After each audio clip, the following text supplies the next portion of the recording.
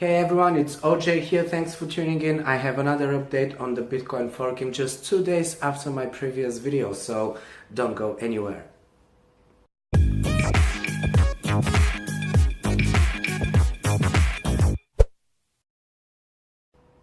So we were probably too early to rejoice on Thursday when it was announced that BIP91 was locked in, and it seemed like the scaling solution has been resolved already and it's coming to an end. Well, we had a bit of a surprise on Friday when we realized that another proposal, which was calling for a hard fork, and initially it was originated as something that will occur only in the event of BIP 148 being activated, and we know that BIP 148 is now out of the picture. However, the proposal for the hard forking, which is known as Bitcoin Cash, is actually going to go through. So now we are going to see on August the 1st forking of Bitcoin. It will split, and there is a small community of miners, mainly led by Bitmain, who posted on their blog, in detail exactly what is the proposal, and they claimed that it will only be coming into action if BIP 148, the user-activated soft fork, was being activated. But as I said, now it's looking almost certain that the hard forking will go through, and we will be seeing a chain split, which is not great for the community. Of course, this will cause a devaluation of the price for the shorter term. It already started a few hours ago. Earlier today, Bitcoin dropped to 2,600 and it was trading in close to 2,800. So we're talking about a couple of $100 drop in a matter of a couple of hours as well. It's something around 6% by now. This is what is the latest figure that I saw. Again, it's bringing that big uncertainty and panic on the market for the small traders, especially for all of the new traders and people who are generally not certain about the future of Bitcoin. Of course, right now it will be testing time for the emotions of the market. This will reflect on the price. We can expect a further price dip. I'm pretty sure we're going to see a further price dip. And it's very interesting to see what Bitcoin Cash, which is known as BCC, how it's going to perform, what it's going to do over the next few days. Right now we are seeing a lot of news and media coverage about it. Of course, this is expected, and I'm pretty sure that the team behind it will put as much effort as they can in order to promote it more and get more marketing so that more people are drawn to the idea. They are starting with 8 megabyte block size, which is quite an advantage already.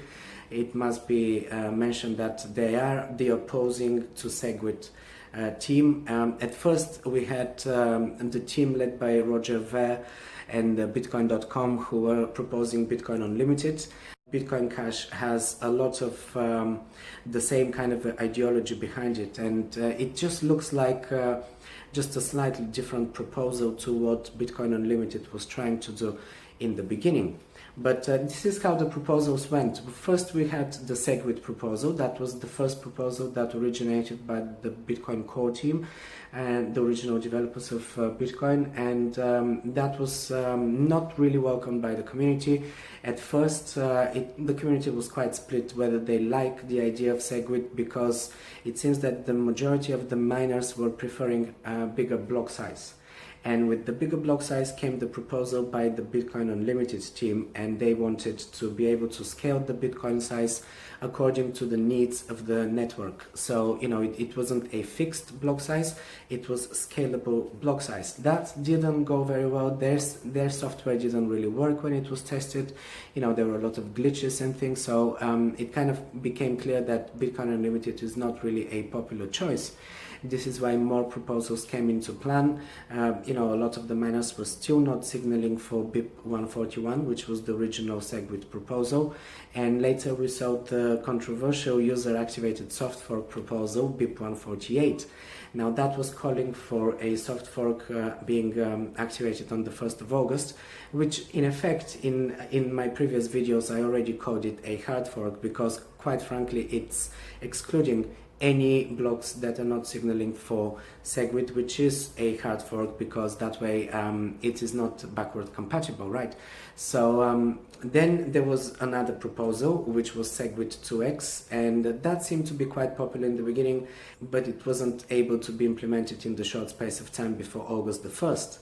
This is why we had yet another proposal, and that was the BIP91, which became the most popular proposal. It kind of turned back to just signaling for Segwit and then allowing blocks to upgrade to the 2 megabyte block size later in the year.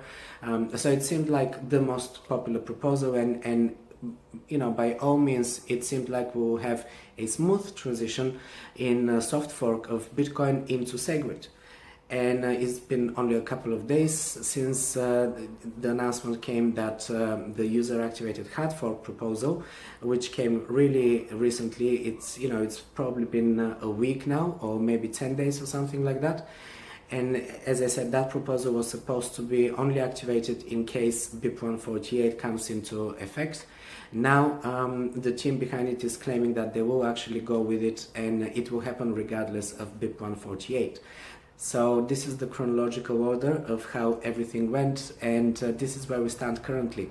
What we know right now is that on August the 1st, BCC, Bitcoin Cash, will fork out of Bitcoin, and if you have any Bitcoin, make sure that what you can do is you need to have it outside of the commercial exchanges or wallets like Coinbase, centralized wallets. Make sure that you have your Bitcoin in a wallet that where you have your private keys. And this way you will be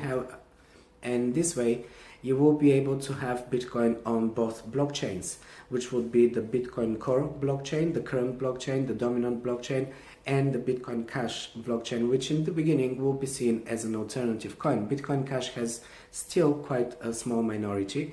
It is probably around 10% if you look at it all together. We see that the team who is supporting Bitcoin Cash is the mining farm via BTC have just under 5% dominance on the market in terms of mining power, hash power, and even if they're supported by a few other smaller mining farms, I wouldn't say that they have more than 10% support, which is still quite a minority.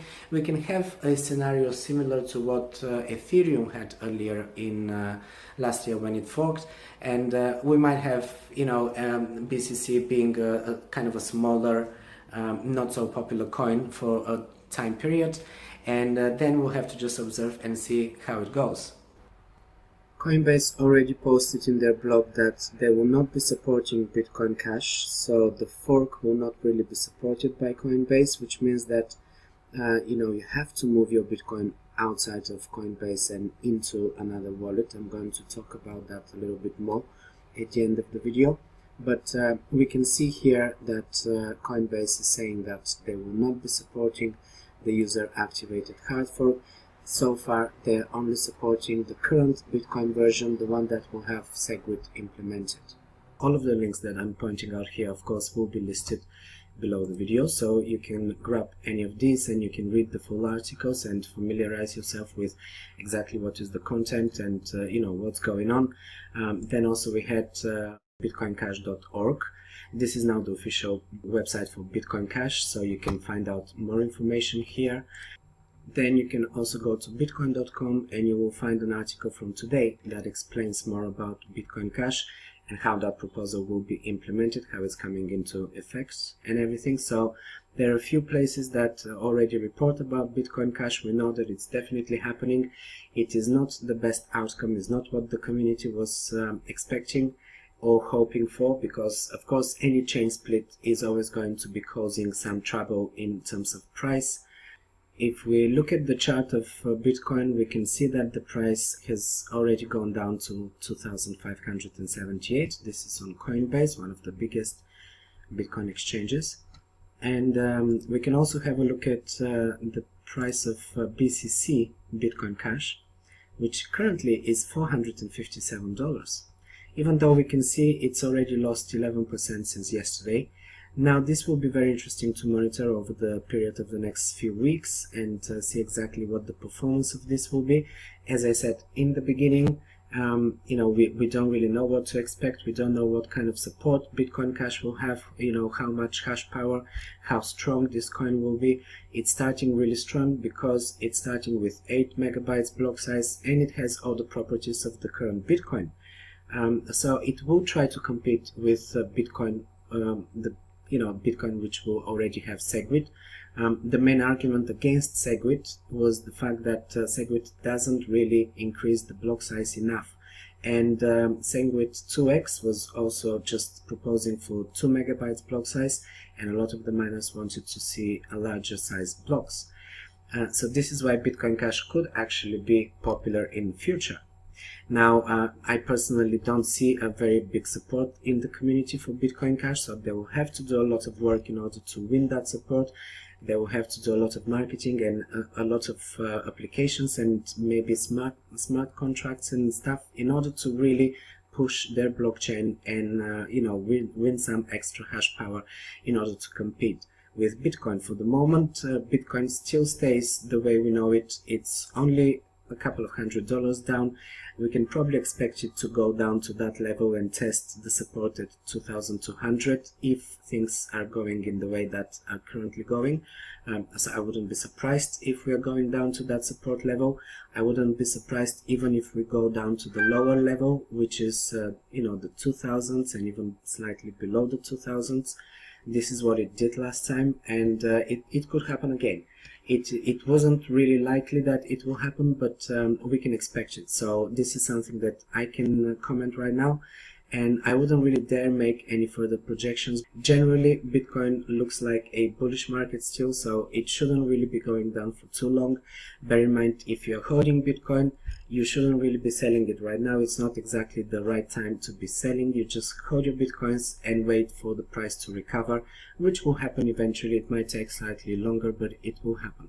And if you have any Bitcoins that are stored in public commercial sorts of wallet like Coinbase or any of the other centralized wallets, make sure that you move it to another place somewhere, like even if it's Jax or Exodus, or if you have a Ledger, Trezor, any of these wallets where you can own your private keys. Make sure that you copy your private keys separately on a piece of paper, write them down, have them stored, or on a USB stick, whatever it is, and just wait for the split, because after the split you will be able to use Bitcoin on both blockchains, and this is the only advantage that you're getting from that split. Otherwise, the price devaluation is something that we cannot avoid, but we'll have to just wait for it, and I'm pretty sure that it will go, and in a few weeks time it will be forgotten, and we're going to be looking at new highs of Bitcoin. So this is everything for today's update, guys. I hope this is helpful. If you like the video, give me the thumbs up or leave a comment below the video, and as I said, all of the links from these websites will be below the video. Thanks for watching, and I'm gonna see you in my next update.